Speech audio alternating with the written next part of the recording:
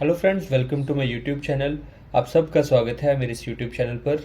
आज की इस वीडियो में हम जूनियर जुडिशियल असिस्टेंट DSSP के लिए साइंस पढ़ने वाले हैं। तो चलिए स्टार्ट करते हैं।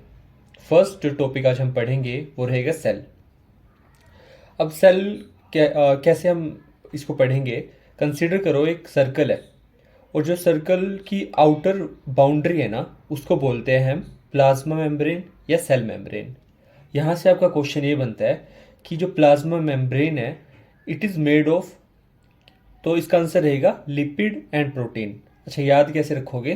देखो, प्लाज्मा फर्स्ट टू लेटर क्या है इसके, पी और एल। तो ऐसे पी से प्रोटीन, एल से लिपिड, तो प्लाज्मा मेम्ब्रेन बनता है लिपिड एंड प्रोटीन से। अब आगे चलते हैं। जैसे सर्कल था, अब सर्कल के अंदर क्या है, कुछ लिक्विड है। उस लिक्विड को हम बोलते हैं साइटोप्लाज्म। साइटोप्लाज्म में कुछ चीज़ें होती हैं जैसे कि गोल्जाई अपरेटस।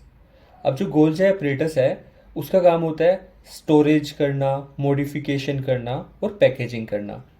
ऐसे ही साइटोप्लाज्म में होता है माइटोकॉन्ड्रिया, जिसे हम बोलते हैं पावर हाउस ऑफ सेल। तो आपसे क्वेश्चन सीधा बनता है कि बताओ पावर हाउस ऑफ सेल क्या होता है। आंसर रहेगा माइटोकॉन्ड्रिया। या क्वेश्चन बनेगा कि बताओ storage, modification and packaging cell में कौन करता है। तो आंसर रहेगा गोल्जाई अपरेटस। अब क्या है, जैसे सर्कल था उसके अंदर ये लिक्विड था एंड सेंटर में होता है न्यूक्लियस। इस न्यूक्लियस में होता है क्रोमोसोम। अब यहाँ से क्वेश्चन बनता है कि chromosome it is composed of, तो आंसर रहेगा DNA एंड प्रोटीन। स्टार्ट कहाँ से किया था हमने? Plasma membrane. हमने पढ़ा प्लाज्मा मेम्ब्रेन कैसे बनता है। आंसर रहेगा लिपिड एंड प्रोटीन से। उसके बाद हमने पढ़ा साइटोप्लाज्म और लास्टली हमने पढ़ा न्यूक्लियस। तो ये हमने सेल के बारे में पढ़ा। अभी एक एडिशनल चीज़, जैसे नॉर्मली ये सेल में ये चीज़ होती है, बट जो प्लांट सेल होते हैं ना उनमें एक और एडिशनल सर्कल होता है। जैसे जो प्लाज्मा मेम्ब्रेन था ना उसके बाहर एक और सर्कल आ जाता है जिसको बोलते हैं हम सेल वॉल। और सेल वॉल सिर्फ प्लांट्स में प्रेजेंट होती है। तो ये भी आपको चीज़ याद रखनी है। अब जैसे आपने पिछले पेपर में देखा होगा पीएच से क्वेश्चन आया हुआ था, सबसे पीएच पूछी हुई थी। तो कुछ पीएच मैंने आपके साथ अभी पढ़ाने वाला हूँ आपको। जैसे first pH of gastric juice, answer रहेगा 1.2। PH of lemon juice, answer रहेगा 2.2। पीएच ऑफ प्योर वाटर या ब्लड, आंसर रहेगा 7.4। PH of milk of magnesia, जिसका आंसर रहेगा 10। Last pH of sodium hydroxide solution, और इसका आंसर रहेगा 14। अब हम नेक्स्ट चीज पढ़ेंगे कुछ क्वेश्चंस। जैसे फर्स्ट, स्टमक एक एसिड प्रोड्यूस करती है। आपसे सीधा पूछेंगे कि स्टमक कौन सा एसिड प्रोड्यूस करती है, तो आपको आंसर याद रखना है hydrochloric acid. Next question, magnesium hydroxide होता है, ये इसको एक एंटासिड की तरह यूज किया जाता है। एंटासिड क्या होता है? जो एक्सेस एसिड को न्यूट्रलाइज कर ले। तो आपसे पूछेंगे कि कौन सा एंटासिड है, आंसर मैग्नीशियम हाइड्रोक्साइड। नेक्स्ट, जो साउंड वेव होती है उसकी पिच किस चीज पे डिपेंड करती है? आंसर है फ्रीक्वेंसी पे।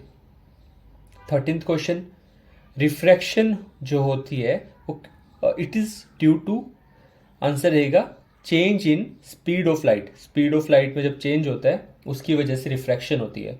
अब रिफ्रैक्शन पे कुछ आगे डिस्कशन, जैसे कि एटमॉस्फेरिक रिफ्रैक्शन की वजह से ना जो स्टार्स ट्विंकल करते हैं, तो आपसे पूछ सकते हैं कि ट्विंकलिंग ऑफ स्टार्स किस चीज़ की वजह से होती है। आंसर रहेगा एटमॉस्फेरिक रिफ्रैक्शन। और एटमॉस्फेरिक रिफ्रैक्शन से एक और चीज़ होती है कि जो सन होता है ना, हमें 2 मिनट पहले जब एक्चुअल सनराइज होता है ना उससे 2 मिनट पहले हमें सन दिखता है, और जब सनसेट होता है उसके हम 2 मिनट बाद तक सन को देख सकते हैं। तो ये किस चीज़ की वजह से पॉसिबल है? एटमॉस्फेरिक रिफ्रैक्शन की वजह से। पहला था ट्विंकलिंग ऑफ स्टार, दूसरा कि sun is visible about 2 minute before actual sunrise and about 2 minute after actual sunset. अब नेक्स्ट एलोयज पढ़ेंगे हम, कि जैसे जो एमेलगम होता है वो मरकरी का एलोय होता है, ब्रास होता है वो कॉपर एंड जिंक का एलोय होता है, और ऐसे ही ब्रोंज होता है कॉपर एंड टिन का एलोय। लास्ट क्वेश्चन जो इस वीडियो का रहेगा कि जो पैकेट ऑफ चिप्स होते हैं ना, कि packet of chips usually flushed with which gas to prevent rancidity. तो चिप्स के पैकेट में होती है नाइट्रोजन गैस, जो रेंसिडिटी को प्रिवेंट करती है। तो यहाँ हमने कुछ क्वेश्चंस किए जो आपको अच्छे से पढ़ लेने, अपनी कॉपी में इन क्वेश्चंस को नोट कर लो, बार बार रिवाइज करो और अच्छे से अपने एग्जाम की प्रिपरेशन करो। So that's all from my side. If you like the content, please do subscribe the channel and prepare well for exam.